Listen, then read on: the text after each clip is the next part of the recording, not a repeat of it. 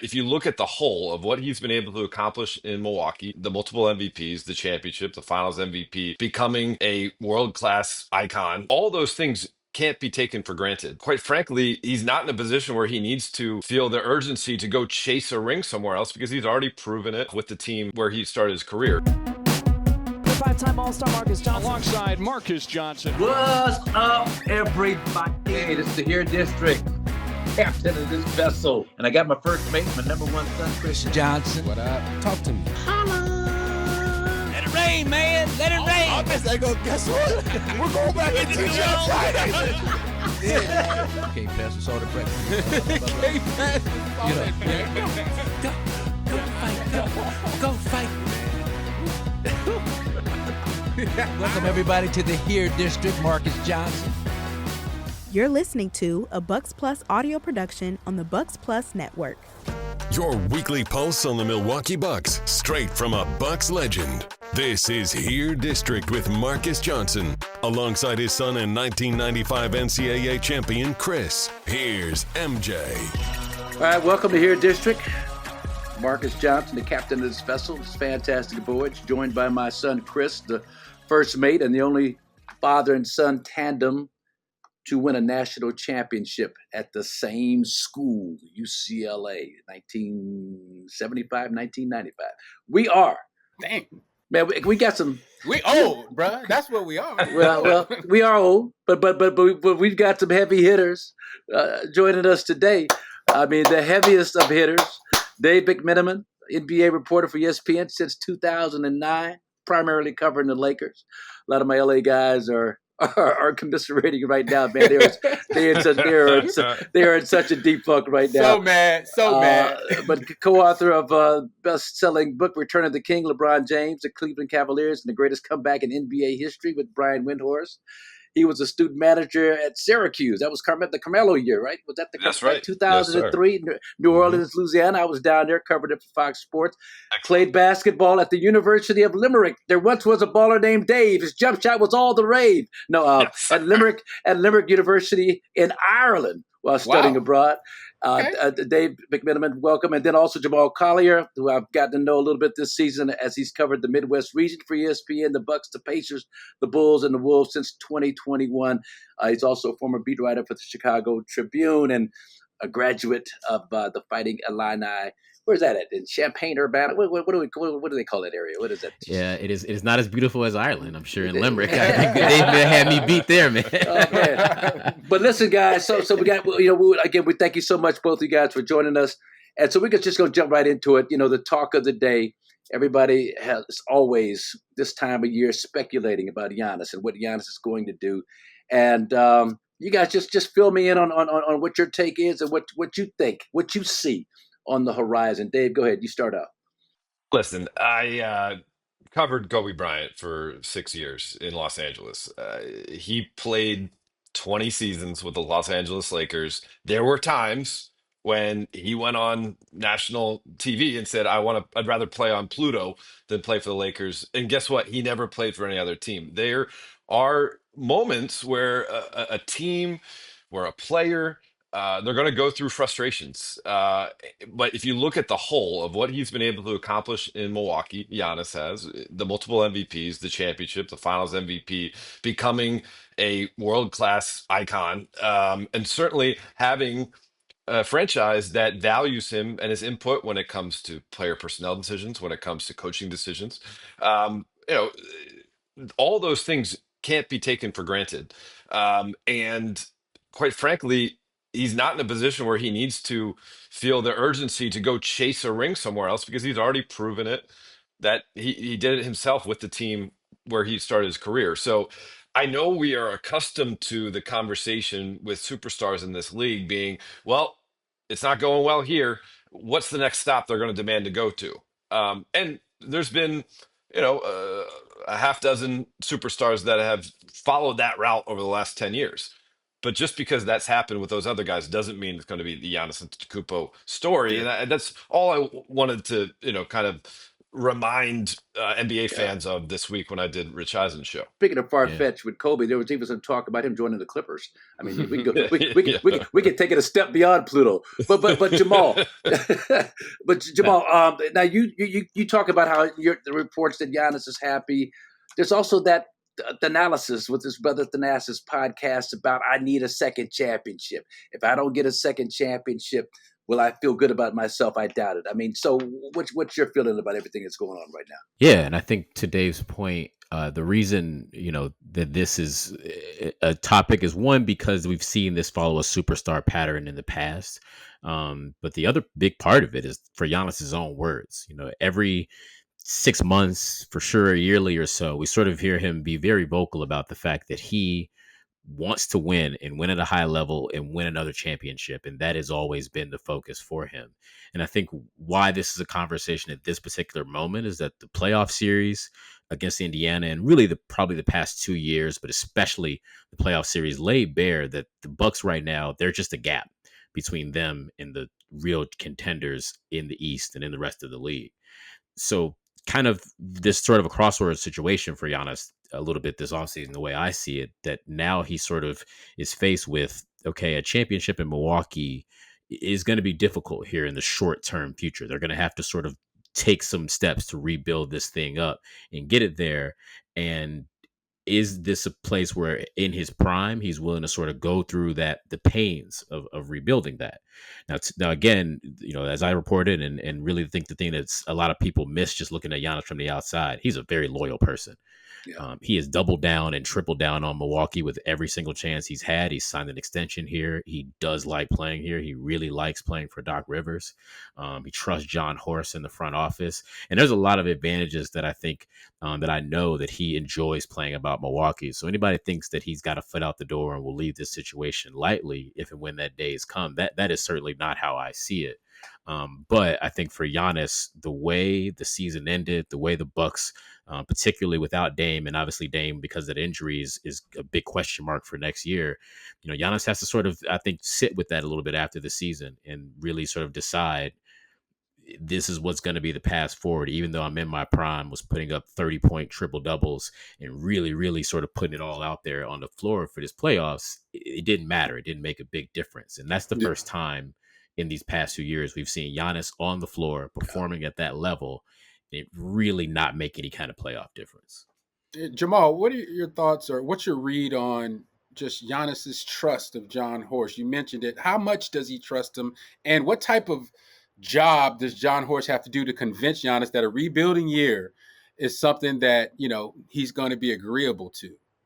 Yeah, I think Giannis is a guy who just frankly doesn't spend that much time sort of doing the other people's jobs in the organization, right? Like he's sort of focused on competing and doing everything he can. John has been the GM for now for virtually like this entire contending run for Giannis and almost his entire career in Milwaukee. I think he's seen the steps that the Bucks have taken. Every time this sort of Giannis starts making a little bit of noise or this conversation comes up, right? The Drew Holiday trade, the Dame Lillard trade. These are both trades that Giannis, signed extensions after and was very happy about the state of the team. So I think he has a trust level in John is what I'm saying. And those guys have a good long-standing relationship that continues even to this day. I think Giannis is a guy who, again, familiar, guys he's familiar with, people he's loyal to and trust. And I think John is certainly one of those people that Giannis has faith in. I think he also is a guy who can read the room and look at sort of what the Bucks' difficult situation is. That John has been able to sort of pull a rabbit out of his hat these last couple of times, but it's just only becoming harder once you compete for this long, through these many NBA cycles. You spend all the draft picks, you just do all the things the Bucks have done. Now it's just going to be harder, and I think the Bucks have to maybe find a creative plan to figure out how to sort of get themselves back into contention. Dave, is there another rabbit left in that that Jon Horst hat to appease Giannis and assuage his desires to win that second championship? I mean, with everything that's going on in the CBA and all that hamstrung second apron talk and all that, I mean, what's your take on that? It's obviously going to be difficult, and I think part of the reason why you've seen someone like LeBron, for instance, make his moves, was his recognition that you're gonna exhaust all of your assets and your avenues for improvement over probably a 5 or 6 year span, unless you have a core that are also ascending. Like Yeah, obviously there's a long window ahead of the OKC Thunder right now because not only the draft picks that they have, but all of those guys are like 25 years or younger, and they're just going to get better year after year. Houston's in a similar boat with some of their young core. Uh, at the same time, though, look at the Detroit this year, right? They triple their wins in large part because they were able to sign Malik Beasley to a minimum contract, and he has a great year. And so there are players like Malik Beasley that, or Norm Powell for the Clippers this year, Yeah. that you get the right player in the right situation, and they outperform their contracts, and yeah. and that's going to have to be what the Bucks are able to identify, and certainly. Giannis could be someone who recruits in that aspect, convincing a guy that no, you come here, play for the minimum. We're going to do special things together. That Gary Trent highlight reel will go Gary pretty Trent. far. Yeah, Yeah. Gary Trent. Yeah. Gary Trent sprang to mind when you mentioned outperforming the Yep. contract. Now, we had Eric Name on one of our recent episodes, and he talked about maybe trying to present Giannis with a package of MVP possibilities by maybe averaging close to a triple-double. I mean, he's almost 7 assists a game this year. Point Easily Giannis. going to point Giannis. I mean, just from what you know of Giannis from afar, I mean, is that something that you think he'd buy into while they try and get the assets that they need to take this thing back up to the elite level? I'll defer to Eric because I know he's covered virtually Giannis's entire career, and so I think he speaks from a position of authority to offer that up. Listen, I think you need to do something to engage your superstar while other things are occurring. Like again, I'll go back to a LeBron example. The year the Lakers had in 21-22, where it was really rough, and they signed all these veterans who didn't pan out. Carmelo Anthony, Rajon Rondo. Yeah. They had traded for Russell Westbrook.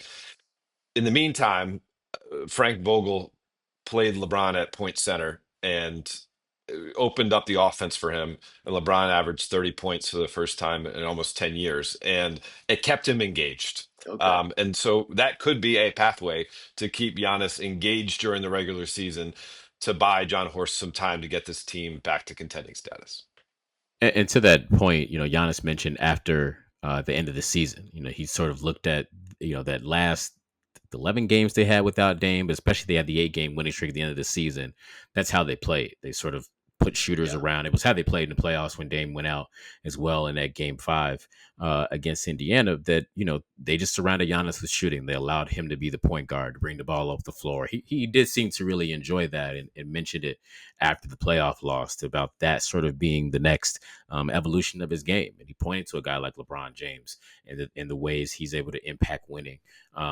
So I do think that, to Dave's point, that is a way that the Bucks could potentially engage him and potentially get him to, still be working. Giannis is a guy who's always improving. We've seen that through these years, and he comes back with a new skill and a new, tool in his game every year. And if that can be the focus for now, and he can see how that builds him and helps him become even a better playoff player.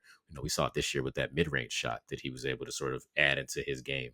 And he was sort of thinking about it for an eye for the playoffs. So I think those are just great points by Dave again, that, there's other ways here for the Bucks. And I think, to continue to engage Giannis and not necessarily feel like they have to go make some kind of home run swing right now, if they sort of sell him on a longer plan of this is our vision to get us back to contention. Dave, both teams lose series in 5 games, but there's different vibes between the two. I mean, Dame Lillard being out, obviously, and what happened with the Bucks. But what is the vibe in LA, and where do you see this kind of headed right now? Is it what's the overall vibe in terms of losing to the Timberwolves the way they did? Yeah, well, Marcus, I'm actually covering the second round in Minneapolis, covering the Wolves for ESPN, and so it's given me an occasion to reach out to some Lakers sources and just kind of Monday morning quarterback that series, especially because the Wolves lose game 1, they don't play particularly well. Most of the folks that I spoke to on the coaching staff, in the organization. We even spoke to some players after Game 5 ended. It was the general consensus that we lost to the better team. But I think as you step away from it, the Lakers, LeBron spoke about this on his podcast with Steve Nash. Yeah, it was really close. Games 3 through 5 all could have been had. You could guess JJ Redick's decision to only go with the same 5 guys in the second half of Game 4, but LeBron James publicly endorsed him and said that we were all behind that. We understood that what he was doing. He said Gabe Vincent, Jared Vanderbilt weren't happy about it because they're competitors, but they also weren't against the idea of trusting our coach trying to do whatever he can to win. Listen, if Luka Doncic doesn't get food poisoning for Game 3, if the referees get the call right and there's tripping foul on Jaden McDaniels in Game 4, maybe the Lakers are up 3-1 and they're still here fighting the Golden State Warriors in the second round. And so, anytime you have a team that wins 50 games, gets the number 3 seed, has home court, and falls out in the first round, there's a degree of disappointment. Don't get me wrong, Yeah. but I think everyone's caught their breath a little bit. They look back at the sprint from February 2nd to the end of the first round after they acquired Luka Doncic, and they say, we have some ways to get this team better. Clearly got to address the center position. If we do that and have a training camp and have, Luka have the benefit of an offseason to fully recover from that calf strain that's sidelined him. That was the longest injury he's had in his NBA career, missing 6 weeks straight. That we have a good reason to believe that we can contend again next year. So it's a pretty positive group, despite, kind of kicking themselves saying the what if game. Mm-hmm. Quick question on Bronny, Dave. What does he need to do to become a reliable NBA player? Yeah, Chris, he's still, I believe, 21 years old, and so he is just developing as a person, let alone a basketball player. He admitted that confidence was an issue for him, and you could see it certainly in the preseason last year, somewhat in summer league last year, and the way he m- pushed through that, and it's not like he could go off somewhere, in the shadows and do his work. It was a spotlight every single moment, and he found a way to push through it and had a very successful G League season. Like averaged 21 points per game on good shooting percentages. Certainly his outside shot needs work, because he's going to have to consistently hit the 3 to get minutes with this group, especially with Luka and LeBron being able to, spread the ball out to shooters. And then he needs to bring just the, he's an elite athlete, but Mm-hmm. his motor isn't always in your face. And he just needs to amp his motor a little bit, because when he uses his athleticism to hawk the ball, to get in the passing lanes, to go take a charge, have a chase down block, like he can really impact the game defensively too. So, once he feels the comfort factor of being able to go all out on defense, and some of that, quite frankly, is conditioning, and he's coming back from a heart attack. Like we need to recognize that, like, he's a Seriously, 21-year-old kid coming back from a heart attack. Seriously. And so if you get the conditioning to go all out on defense and then continue to improve his shot, because his shot form is quite good. It's just he needs to get the reps in. I think he could be a rotation player, maybe by mid-season next year if he continues this trajectory. I was at the NBA Combine last year before Bronny got drafted, and Dave, I just from talking to people at that point about Bronny and a few different check-ins throughout the season, they echoed the same thing. They said, look, the problem with Bronny is that he hasn't had a lot of game experience. He obviously, with what happened with the heart issue that took away those times at USC, and they were like, get this guy in the G League, allow him to sort of get used to the NBA speed of it. And that was the part of it is that, like, just to be impactful in games a little bit more often, I think, and figure out a way to use, because he's got some skills and some tools, especially on the defensive end. Use that. We saw it in spurts there. Obviously, Dave, you saw it, more closely than us, but people, I think, saw throughout the course of this season that when he gets some time into play at the other people around his, level, his draft class and stuff, he stood out. He had some moments in there where you saw the tools in there that, again, you get him in there at 21, you trust the IQ and that basketball background that he's have and the skills to be able to develop, that you could see the rotation player in there. And, the Lakers, I think, are probably pretty happy with what they saw. I would think that first year. Well, and Dave, we know the Stephen A. Smith, LeBron little kerfuffle that they had, but from your observations, I mean, has LeBron allowed Bronny to grow on his own? Has he been the protective dad? Is he kind of listening in to any kind of an interview or question session that he may be having in the locker room? I mean, what's that been like watching that dynamic from the inside? I think certainly the things that LeBron can control, he has been wonderful with his son.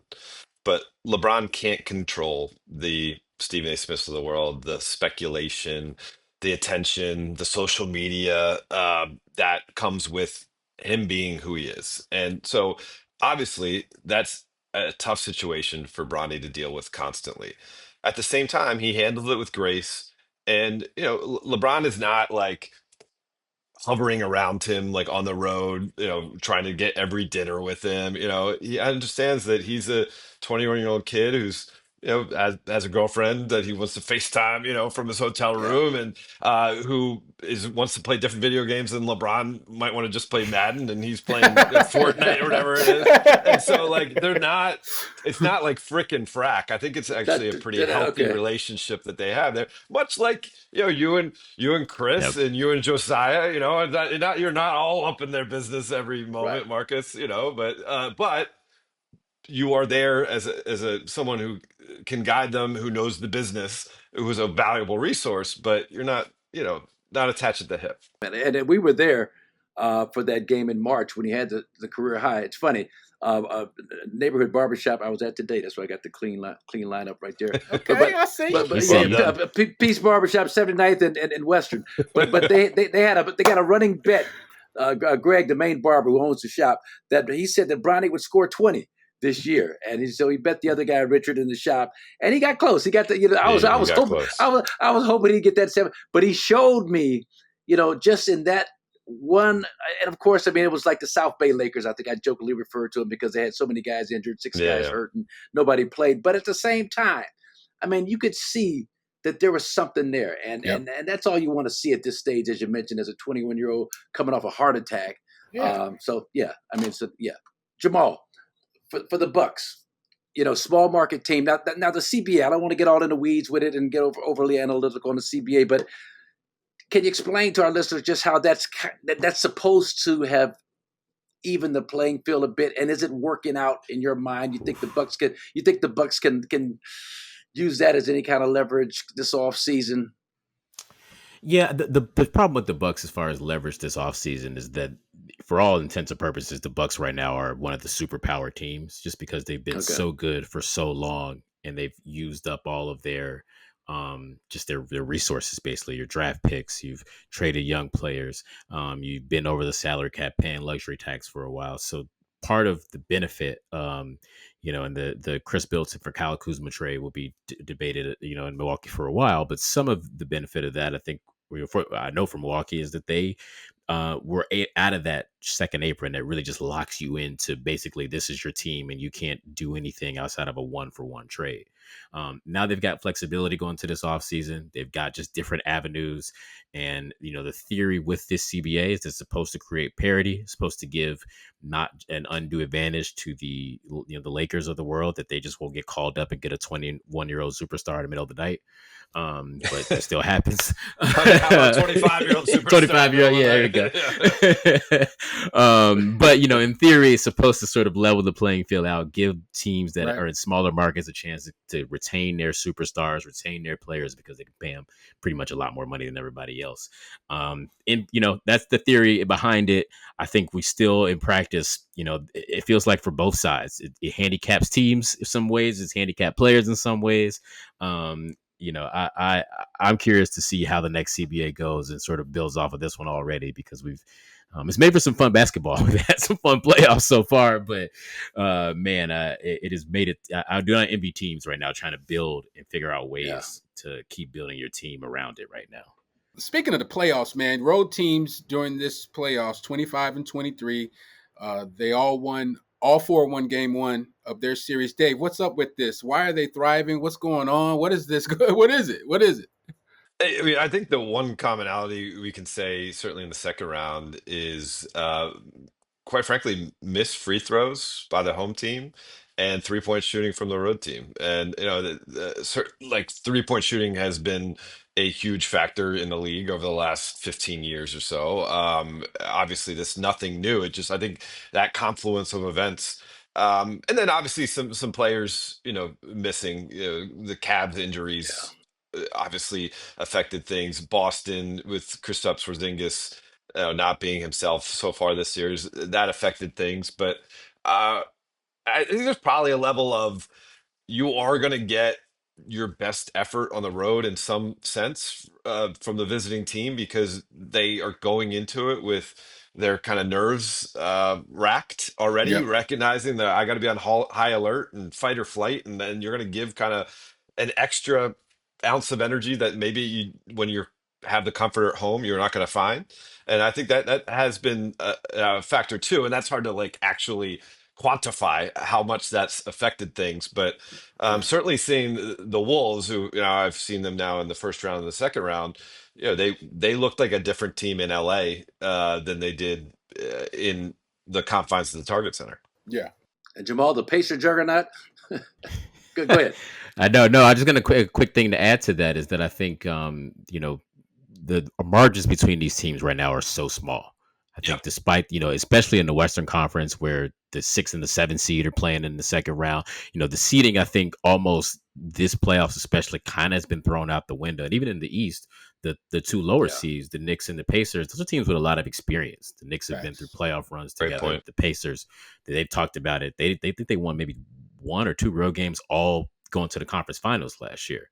And they've already won three road games, so far. And it's just, and they just talked about it, having that experience, going to Madison Square Garden for a game 7, having to play in Milwaukee in that environment. It just, they have done it now before. And I think that's what you're seeing. Even though this Pacers run continuing and going the way it is, it's from a guy who's seen it now for 2 years. They're a solid and a good team, but it's still surprising me the way they keep pulling that magic out. It seems every night that 2 comebacks of down 3 possessions with 40 seconds to go is like, just unheard of. Been crazy. Hallie. Been crazy. Hallie. And Dave, I want to finish up on this with you. We talked about that 25-year-old superstar falling into your lap, Luka. And I got to give credit to Kris. Kris pulled my coat to him when he was 17, 18 years old about this, and I'm watching him play. I'm watching videos. I'm not seeing it. I don't see it translating into NBA greatness. I see, solid player, but not hard to see. It was hard to see back then. We like that. He was MVP of this Euro League. Real Madrid. But social media, my basketball heads in LA, I mean, they're killing him. No defense and this and that, the hookah and that. Hey, I know. I mean, all the things that too much hookah, too much beer. All this. He's a grown man that got his team to the NBA Finals last year. With all that being said, but what's just watching, observing, talking to people? What's the feeling about Luka out in Los Angeles in your mind? Well, I mean, I'll say this. I covered him for 21 games in the regular season, I think he played, and then 5 more in the playoffs. So I'm still getting to know the guy, getting to know the player. Obviously, I watched all of his playoff games basically in his time with Dallas, but not a ton of his regular season games because I'm always, with the Lakers. His skill level is through the roof, and it's because of that skill level that he gets some criticism because it's like you see the greatness in him, and can he do the things to get out of his own way? Can he, if he gets a turnover and he thinks he's fouled, can he just get back on defense rather than complain to the referee so his teammates don't have to deal with a 4-on-3 or 3-on-2 break on the other end? Like that happens somewhat frequently, and it's it's a detriment to his game, and it's actually not serving how great he is. And so that's something that you can reel in. Being in shape. I mean, listen, he played more minutes than any other player in the entire NBA last year. Between the regular season and postseason. So it's hard to say that guy wasn't in shape because clearly his body was able to perform more than anybody else. However, he can get to another level. I mean, I think he would admit it. JJ Redick, that was his message going into the offseason. He said, we got to get our team, without saying Luka by name, but he said, we got to get our team in championship shape this offseason. And, listen, he's going to play for the Slovenian national team this summer, which is a testament to not only his love of basketball, which he does love basketball, which is I think, a huge factor with a guy actually reaching their potential, because this can be very monotonous. And you got to have something inside you that tells you that this is still the thing I want to be doing more than anything else, even when I'm sitting on piles and piles of money and I have, all the other amenities you could possibly want in this world. I still care about that 94 by 50 hardwood and the 28 and a half or 29 and a half inch round sphere in my hand. He has that. And then obviously he's going to be in great rhythm and in great shape coming into the season, coming off the Eurobasket play. So he's built for Los Angeles, in my opinion. He has that big game ability. Yeah. His game going back to Dallas was tremendous. It's one of the most special regular season performances I've ever seen. I've been covering the league for close to 20 seasons. And give him a vertical lob threat, man. I think they're going to win a lot of games in LA next year. I thought Luka did two very smart things to endear himself to the LA Lakers community. He paid for parking. I don't know if you remember that day. That's he covered the parking, and then someone defamed the Kobe and Gigi mural, and he paid to get that fixed up and done. Those are the type of moves, man, that just he's going to have a long leash. I think in LA fans, guys might be hard on him now, but this summer's going to be huge. I heard he's already back in Slovenia, as a matter of fact, and so I'm looking forward to seeing what he's going to look like next season too. And Dave, we'll end it on this. You think JJ has found a newfound appreciation for Doc Rivers and coaching in the NBA and some of the challenges that?